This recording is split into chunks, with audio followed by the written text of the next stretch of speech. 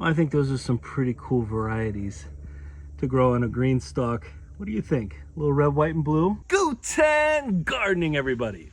Today, we're gonna do a red, white, and blue potato harvest out of our green stalk. Now, we've been growing potatoes in green stalks for quite a few years now, and we've done a red, white, and blue harvest once before, but I'm super excited for it today. We have Magic Molly. We have all blue potatoes. This is from Wood Prairie Family Farm. We have Purple Viking, also from Wood Prairie Family Farm. Those three potatoes make up our blue/purple.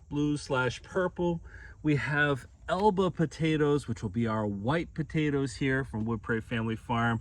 And finally, for our reds, we have red port potatoes, also from Wood Prairie Family Farm seed potatoes. So let's go ahead and get started with our topmost, my favorite potato, the Magic Molly. And as I look in here, I see one of them peeking up. But here's what we're gonna do. We're gonna take the top off, and then I'm gonna go tier by tier, dumping these out and seeing just how well we did in this green stalk. I really have found these trash can lids to be a great little harvesting spot. All right, I'm gonna pull this in closer as I uncover what grew in here. Now, for those of you who've never seen or grown blue or purple potatoes, I'm hopeful you're in for a treat, because Magic Mollies are my favorite. They're my favorite potato by taste. They typically have been a great yielder. They've got a really nice waxy kind of texture to them. Just absolutely enjoy them thoroughly. Now, the Magic Molly potatoes are the only potatoes in this green stalk that are from seed potatoes we saved from last season. And we've been growing from these same seed potatoes for quite a few years now. Let's take a look at that beautiful color. Again, I said it's red, white, and blue. It could be red, white, and purple, but it's that beautiful, beautiful, deep purple color that makes these so, I mean, they just stand out in any kind of cuisine or any way that you prepare them. I think they just stand out with that unbelievable color. Now, this is our top tier. Our top tier, these have been in the green stalk for a total of about 95 days. 95 days since I planted this variety. One of the interesting things about this particular green stalk, this is in a more shaded area of our property. It's behind our house. And so, you know, in comparison to our fingerling potatoes, we'll see what yield looks like. But I'll tell you something, these look really, really nice so far. I got a lot of high hopes for these. Again, I will tell you also that, as I said, this is the only seed potato that is not an organic seed potato from Wood Prairie Family Farm. It's an organic seed potato from our garden, and these were a bit oversprouted when I planted them. The ones from Wood Prairie were not. So I don't know if that's going to make a difference in terms of yield or not, but I tell you, I'm liking what I'm seeing from these plants. Boy, super easy harvest. Again, we've talked about that before. Anytime we harvest from a green stalk, you can just flip over each of the tiers, flip them over, and just makes it a nice, easy, you know, potatoes can be, they're always fun to harvest in my opinion, but they can be a little bit of a challenge when they're in ground or even in some other types of containers. If you have to really dig in there, it can be a little bit challenging, and you do run the risk. Oh, look, one of the few weeds that made it into this green stalk. But it can be a little bit of a challenge, I think, at times, and you run the risk of damaging some of your potatoes. Well, this isn't going to damage anything. Look at these beauties. Oh, one of the other challenges here with Magic Mollies is that that's such a dark color that they kind of blend in sometimes with the soil. And so you run the risk of missing out or missing one or losing one in the depths. But again, when you're looking at such a limited amount of soil, that's not going to happen there. Oh yeah, it almost like, It's almost like those bass boats that glow different colors or shine different colors in the sun. You know, you can see at one angle it looks one color, one angle it looks a different one. This has kind of got that feel to it. All right, here's the only one. Oh, it does look like one of them. Oh, nope, there it is. One of them didn't make it so well. Looks like there's one little potato there. One of the plants didn't make it so well, but the rest of them look great. So let's see. I've dug through here. I don't believe I missed any potatoes. Let's see what we ended up with for our first tier. Now, this isn't the only spot where I grew magic mollies this season, but look at how nice those are. Good size. This is a really nice size for the magic mollies too. All right, we're gonna move on to our all blues. This is the first time I've grown all blues again from Wood Prairie Family Farm. I see one right here. At the time that I'm doing this harvest, oh, whoa. Take a look at our friend here. Well, I don't know how much of a friend you want to call a grasshopper at this point, but I didn't even see him there. It kind of scared me a little bit.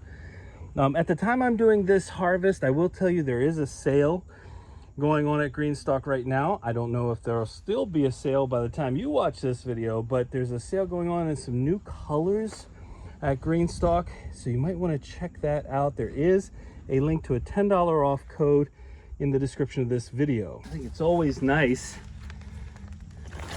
if you're going to get a GreenStalk to try to find it at a time that it's on sale. I highly recommend that. All right, let's take a look at these all blues. I'm going to give you a different angle for this part of the harvest. Now, interestingly enough, these potatoes are also known as purple markers.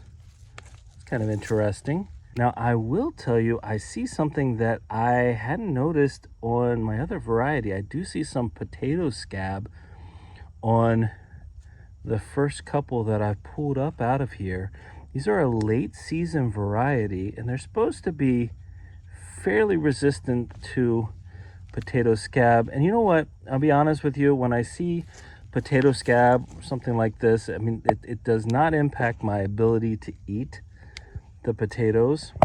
That's not problematic. I'm still going to eat them just fine. What I often do, I don't eat them with the skin on. I don't do that. Rather than eat them with the skin on, I just peel them and cook them. These are going to have a really nice blue flesh. Actually, what I'm going to do, blue/purple flesh, what I'm going to do is I'm going to cut one of these open so you can see the difference in coloration. There we go. Between this variety, the all blues, and the magic mollies. We'll take a look at that together. This is the first time I've grown the all blue potatoes, the all blues here. And as it's the first time, I don't fully know what to expect. I can tell you the skin, the color of the skin is different than the color of the skin of the magic mollies. That one, the magic molly, seems to have a much more vibrant skin. Shape-wise, these are definitely oblong rather than being kind of a rounder shape for most of them.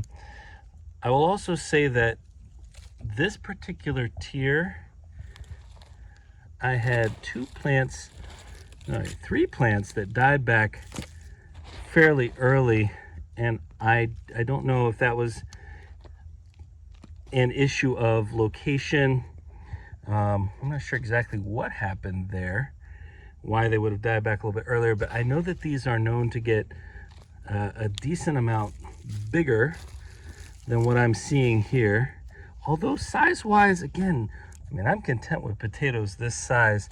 Again, first of all, as it is our first year of growing this variety, is you got to figure out what to expect. Oh, there you go. One of my least favorite critters crawling around there, just the way they look. This one is just trying to find his way out of there. Little earwigs in there. So here is tier 2. Oh, one more thing I should mention about the potatoes that we're harvesting today out of our GreenStalk.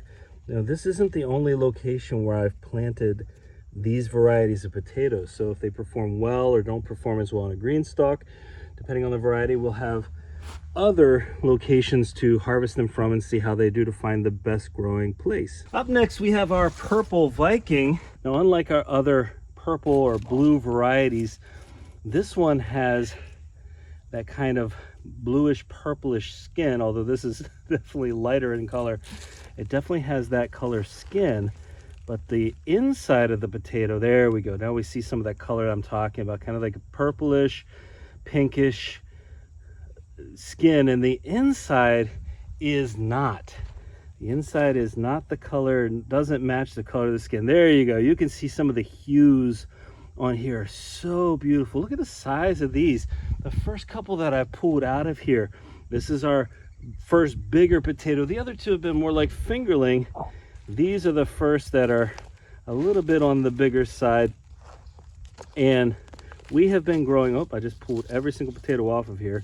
We have been growing the purple Viking variety for a couple of years.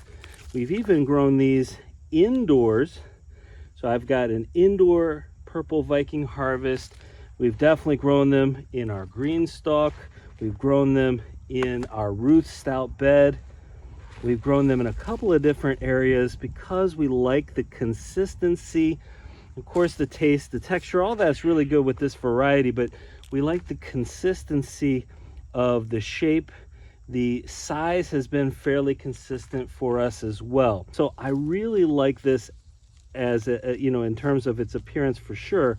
But I love this, this is a pretty common, pretty consistent size that we've seen coming out of here. I've already got 4 or 5 this size just from these plants, these few plants here. It's one that what we've found is it performs well in a variety of different situations and growing environments in terms of where we've planted. Look at that, some beautiful varieties here. What I'm going to do, I think, for all of these varieties, there's the mother. What I'm going to do for all of these varieties is I'll wash off a couple of them for you to see, and then I'll cut a couple of them open so you can see what the interior, what the actual flesh looks like, because you can always see the exterior, but I'd like you to see what we got going on inside. Well, there you can see what I'm talking about when I say size and shape consistency. This is going to make for some really good eating. Now, we did decide to try the Elba again, even though they haven't performed the best for us in the past. There's a little roly-poly. Let's see how well they performed. So there are 5 tiers, and the Elba is the only white potato we grew. It's like we only grew 1 red potato. Ooh, like, what is this wet? Somebody talked about this, I think, in one of the comments, that feeling when you hit, that's the mother potato, what's left of it, you hit that kind of rotting potato, liquidy, runny. That is a weird feeling. There we go. Here are our, I gotta get, you know what? I've got to get this put up like this because I keep hitting that same potato. Let's see what we got. There we go. Hey, there's some beautiful potatoes on here. Beautiful Elba potato. I mean, size-wise, that first one was pretty comparable to our purple Viking. These are a little bit on the smaller end, and that was our issue with the Elba. That was my experience with the Elba, is that we didn't see it as vigorous a growing plant as some of the other varieties, in terms of the size of the plant, or in terms of the size of the potato and the quantity of the potato it was producing for us. We'll see if that maintains some consistency, and if it does, I understand it to be a really good taste. Well, I know it's a good tasting potato, but I don't usually spend too much time on potatoes that don't give me the yield I want, especially when there's so many varieties out there. That's nice, like our Sharpo Miras, and we'll see about the Sharpo Unas this year, but so many varieties out there that produce just so well for us. Or even the Baltic Rose, which has just, again, produced like incredibly well for us over the past couple of seasons. And so, if there's a potato that has a flavor that you absolutely can't live without, even if it's maybe not the best producer out there, then go for that potato for sure and grow some.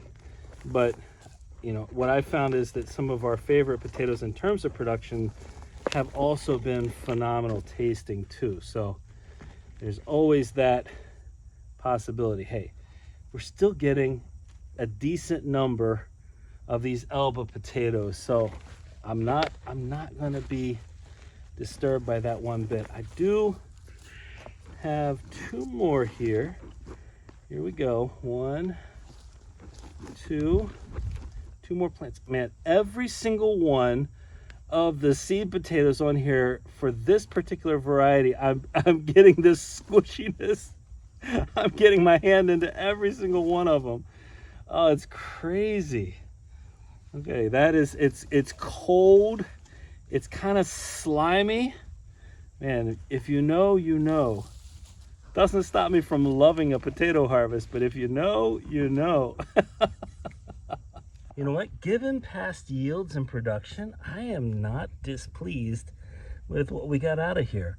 Could have gone a little bit better for sure. And we're going to move into our last tier, which is the red port. I've already been replacing and restacking the GreenStalk as I go. I do want to show you something.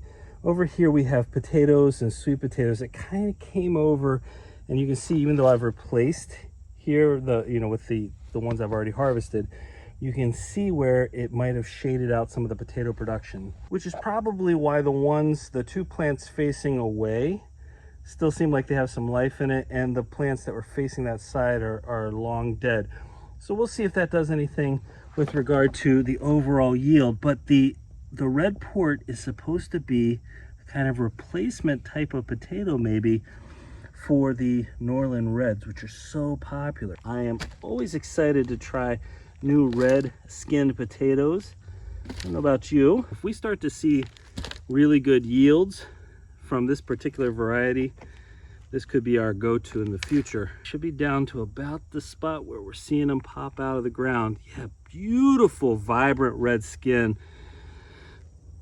Absolutely. Now this is our first year growing the red port potatoes as well. So you're trying a couple of different new varieties, new to us varieties. Oops, almost threw out another one. From Wood Prairie. We always like to try out our new varieties. And new varieties often mean new opportunities to try, baking, cooking, steaming, however you like to make your potatoes, to see how they taste the best. Best means of preparation, since each of them has different texture, each of them has a different set of ways that they can be best used in cuisine. And if you like potatoes, like the taste of potatoes as much as I do, that is something to experiment around with. I really can't get over the fact that when I was younger, I had no idea that there was that much variety when it came to potatoes, or really vegetables in general. It's one of the things that you really learn there we go. You really learn as you are gardening, is just how much and how many varieties of the things that you only get one or two of because you're dependent on a grocery store, how big of a difference it can be when you start growing your own and you say to yourself, wow, well, this not only tastes better, but I have so many more options than I knew I had to begin with. Yeah, hey, some pretty good size out of here. Quantity wise, again, I knew I should have moved the GreenStalk over a little bit. That's on me completely. I knew I was getting a little bit of shading happening, but life gets busy and don't always get everything out of you get to do everything you want to do. Well, just as I suspected, the shading I think was harmful to the amount, but these still, the ones especially on the outside, still grew really nicely. And I've got a couple other places where I think we're going to see pretty massive production of these. All right, let's do something fun here. Let's take a look at the flesh inside our red, white, and blue potatoes. There's our red port, beautiful kind of white, a little bit ivory flesh. Our elba, The white flesh inside with the kind of whitish, tannish skin outside. Our purple Viking. Purplish, look at all those beautiful different colors on the outside, and a bright white flesh inside. Our all blues. This is the first time I'm going to see the inside of an all blue. I'm really interested to see how it compares to the Magic Molly. Oh, there's not even any comparison in terms of the coloration. It's so different because that, oh, that's beautiful. It almost looks like a geode, which I absolutely love. But here is the all blue, kind of that purplish look to it.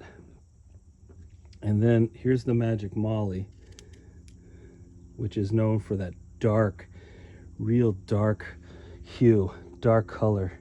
So there's our red, white, and blue. Let's see if I can lay this out for you. Well, I think those are some pretty cool varieties to grow on a GreenStalk.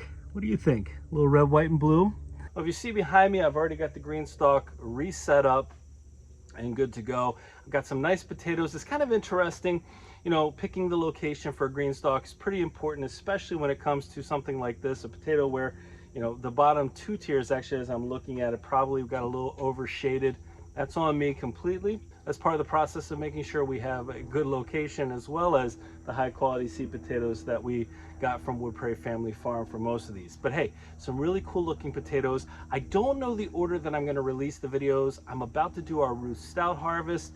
I'm about to do a long raised bed filled with potatoes. I've got some other containers that I'm going to harvest, and some of these varieties are going to appear there too. So it'll be interesting to see how well they perform there versus what we grew here today. But hey, I do want to remind you there's always a 5% off coupon if you're interested in getting some seed potatoes from Wood Prairie Family Farm.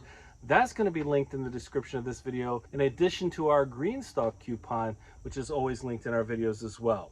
Well, hey, I hope you enjoyed today's video and found it useful, found it informative, and especially found it fun as we went digging for some red, white, and blue potatoes. Hey, if you did enjoy today's video, don't forget to give us a like, leave us a comment, remember to share and subscribe, and most importantly, remember, when you're with us, you are good to grow.